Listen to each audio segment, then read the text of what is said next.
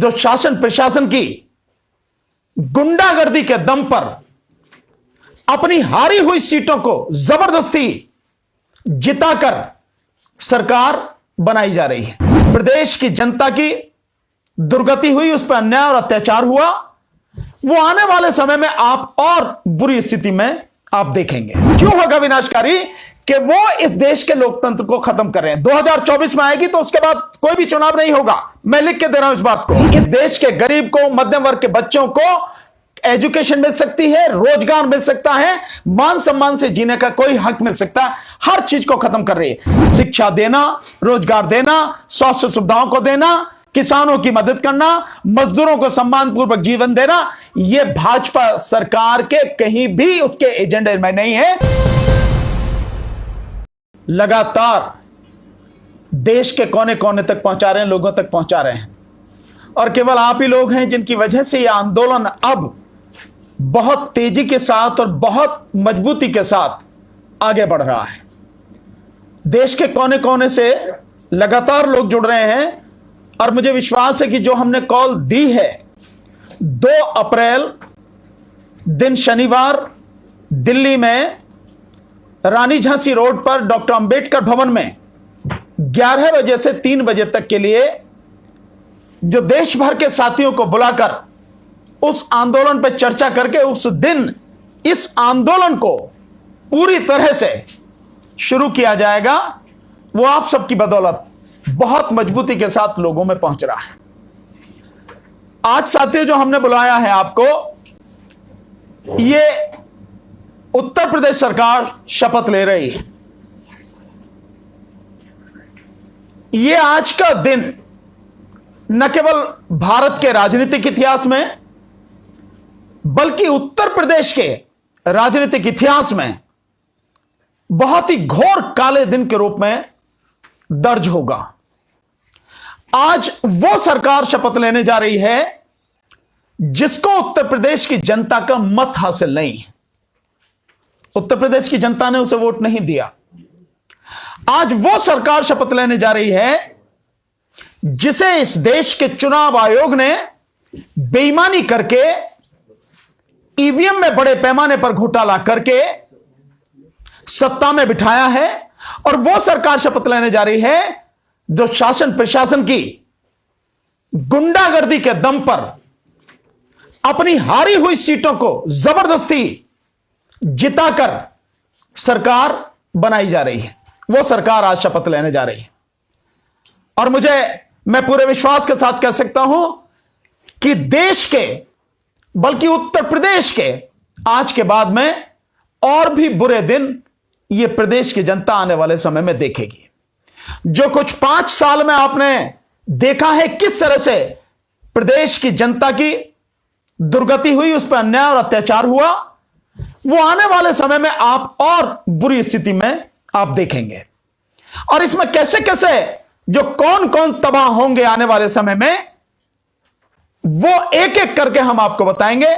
और इसमें सबसे पहले जो इस प्रदेश में जो 4.5 करोड़ बेरोजगार हैं, जो पढ़े लिखे बेरोजगार हैं, और इस प्रदेश की जो शिक्षा व्यवस्था है वो किस तरह से तबाह होगी, तो न्यू एजुकेशन पॉलिसी जिसे नेशनल एजुकेशन पॉलिसी कहते हैं, वो किस स्थिति में है और किस तरह से सरकार ये लागू करेगी, उसका नजारा आपको आने वाले 5 साल अगर ये सरकार रहती है तो आपको दिखाई देगा। यह है इस सरकार की स्थिति जो आज शपथ लेने जा रही है।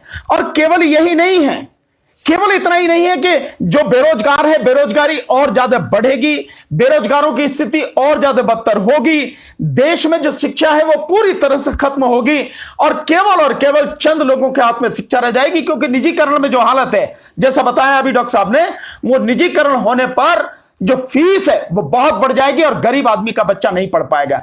इसी एजुकेशन पॉलिसी में एक चीज और है जो मैं बताता चलूं, यूनिवर्सिटीज को ये अधिकार दिए जा रहे हैं कि वो अपना सिलेबस अपने आप तय करें और अपना फीस का जो स्ट्रक्चर है, यानी किससे कितनी फीस किस सब्जेक्ट की लेनी है, वो भी अपने आप तय करें।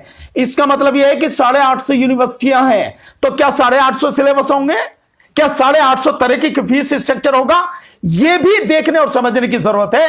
और ये सिर्फ और सिर्फ तबाही की निशानी है जो वो चाहते हैं, लोगों को उलझा के मूर्ख बना के। केवल यही नहीं, ये जो स्थिति जिस तरह से चल रही है, अगर ये सरकार, भाजपा सरकार 2014 में आती है तो आप समझ लीजिए कि तबाही कितने बड़े पैमाने पर होगी उसका अंदाजा नहीं है। जो 2024 में आती है केंद्र में तो तबाही बड़े पैमाने पर होगी। केंद्र का जो काम है, संविधान जो कहता है सरकार कैसी होनी चाहिए, वेलफेयर स्टेट, कल्याणकारी राज्य, लेकिन कल्याणकारी राज्य नहीं होगा, वो विनाशकारी राज्य होगा। और क्यों होगा विनाशकारी? कि वो इस देश के लोकतंत्र को खत्म कर रहे हैं। 2024 में आएगी तो उसके बाद कोई भी चुनाव नहीं होगा, मैं लिख के दे रहा हूं इस बात को। और चुनाव नहीं होगा तो प्रजातंत्र खत्म, लोकतंत्र खत्म, देश का संविधान खत्म। और ये सब खत्म होने के बाद वो क्या स्थापित करेंगे? वो जो मनुवाद पर आधारित, मनुस्मृति पर आधारित उनका जो अपना कानून है वो उसको लागू करेंगे। और वो कानून क्या है? वो प्रजातंत्र का, लोकतंत्र का नहीं, वो राजतंत्र का है। और राजतंत्र में कल्याणकारी राज्य की जरूरत नहीं होती, ये वेलफेयर स्टेट प्रजातंत्र में होता है।